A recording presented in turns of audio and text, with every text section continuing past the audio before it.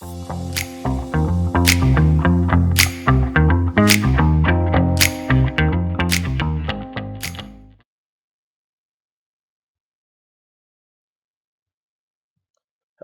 I'm Dr. Paris von Lockett, and today we'll be talking about an example problem in beam theory.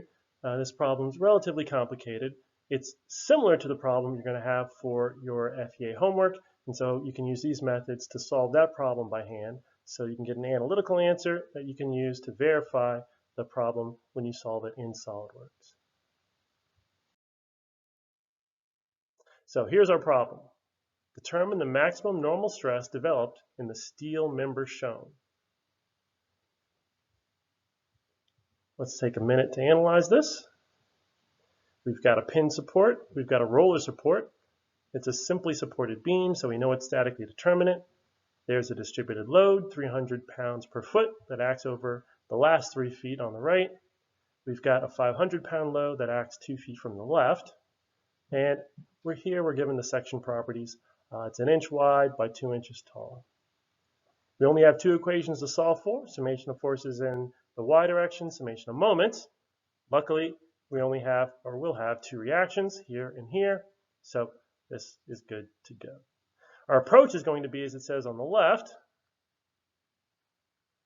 the sum of forces and moments on a free body diagram of the whole beam to get our reactions, and then we'll cut by sections and use those section cuts to find our internal forces and moments.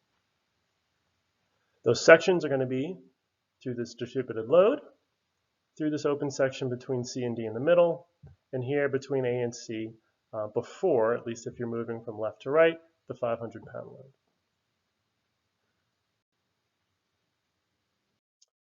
Okay, so our first step is to apply unknown reaction forces at A and B, and then replace the distributed load with an equivalent force, as shown here.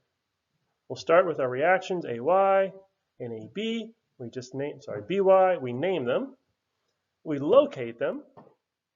One's on one end, one's on the other, with respect to the resultant force of our distributed load. And the resultant force of our distributed load is just 300 pounds per feet times 3 feet for a total of 900 pounds from the whole thing. And it acts halfway between one end and the other. And if you run through the calculations on that, you'll see it's 1.5 feet from the right-hand side.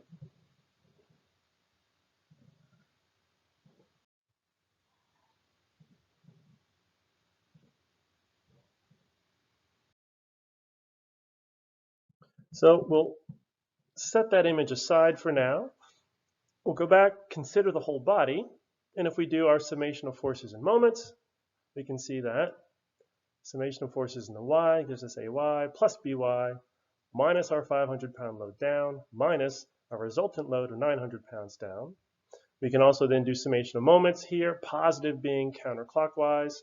We're doing this at x equals 0, so over at the left-hand side at our point A, the moments have to be 0, and that gives us By times a moment arm of 7 feet, the whole length, minus 900 pounds times 5/2 of a foot, because we can see where that's acting with respect to x equals 0, and then minus 500 pounds times 2 feet for that load on the top a little bit to the left.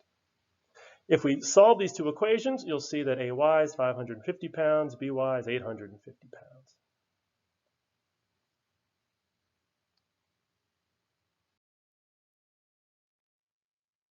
Next, we'll use summation of forces and moments on a cut section to find the internal shear force and the internal moment in that particular section. So on the right, we show this cut section.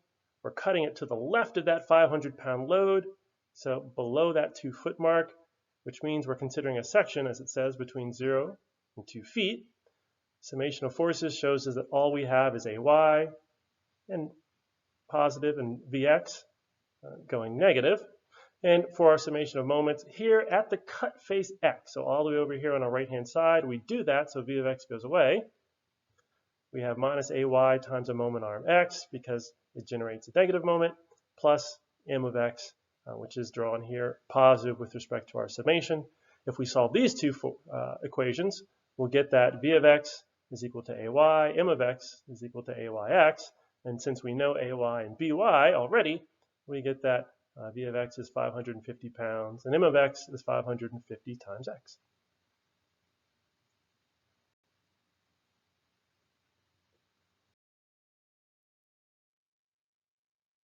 Once again, we use the summation of forces and moments to find the internal shear force moment in a section, but now our section is from 2 to 4 feet. So we're looking on the right-hand side of this 500-pound load between C and D. We replace it with V and M on that cut face to find our internal shear and our internal moment. We still have our reaction AY and our 500-pound load here, which means we can go back to our summation of forces, and we see AY going up, and then our 500 pounds and Vx going down. Summation of moments at x. Again, that's this cut face all the way over here at x, which tells us that minus AY times x is our moment arm as before. Now we introduce our 500-pound load, but its moment arm is x minus 2 feet plus the internal moment m of x. If we solve these two equations for V and M, we get that V is now only 50 pounds, and our moment m ends up being 100 plus 50 times x. And here our units are foot-pounds as shown.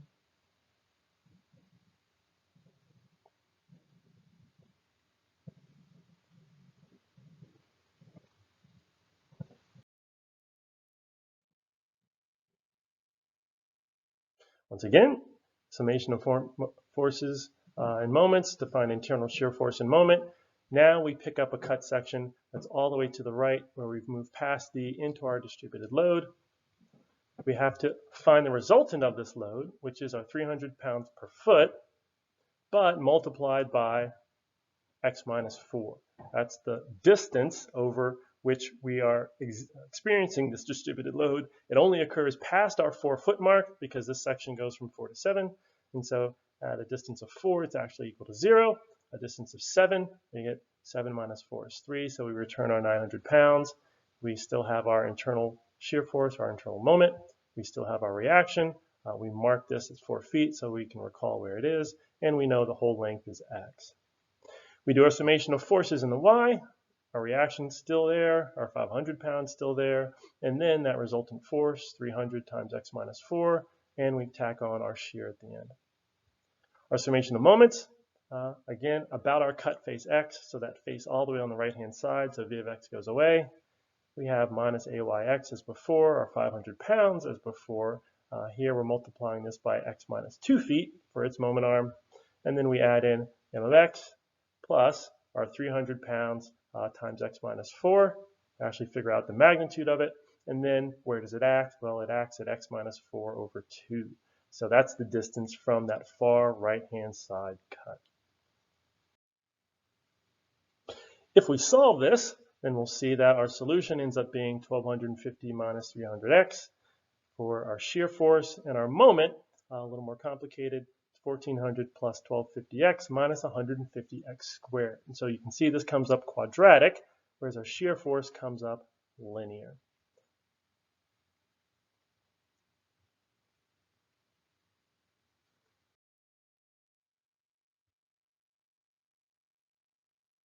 All right, the shear and moment diagrams now follow from our solutions in each section. So I've recast these solutions up here for us.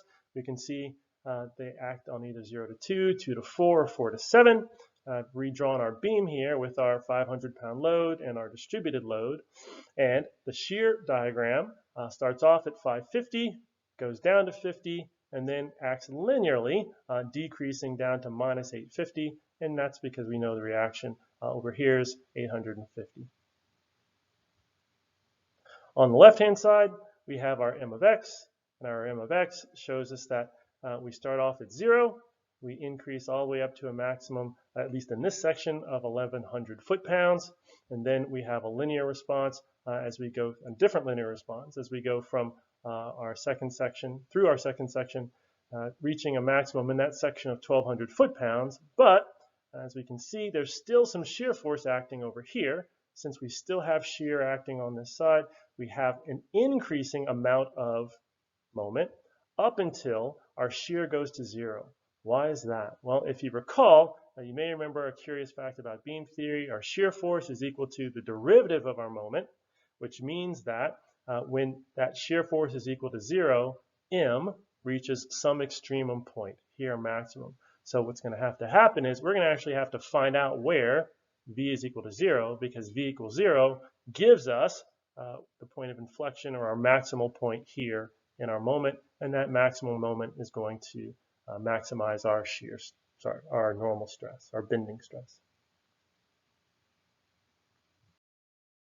So the maximum bending stress is determined by the location of the maximum bending moment. So what we can do is we can look at our section where we've already shown that the maximum occurs, and that being between 4 and 7 feet. In that location, we know our shear V and our moment M. We can solve for where that shear goes to 0, since we know the shear is the derivative of the moment, so we reach some extremum value at that location. When we solve for that using our equation for V, we get x is equal to about 4.16 feet. If we put that back into our moment equation, then we'll get 1,204 foot-pounds or thereabouts, and that's equivalent to 14,450 inch-pounds. So we know the moment is maximized at 4.16, and we know what the value is. Then we can take that maximum moment, we can use our stress equation to figure the maximum stress, MC over I, where C is half the height of the whole beam. Since it's symmetric, half the height's the distance from the neutral axis to the top, or the outermost fiber, as they say. And if we plug that into our moment equation and we use the correct units, we've got 14,450 inch-pounds, 1/2 of 2, which is our height, over 1/12 bh cubed, where our base is 1 inch wide and our height's 2 inches, which gives us a value of 21,675 psi. And that's how we get our maximum bending stress.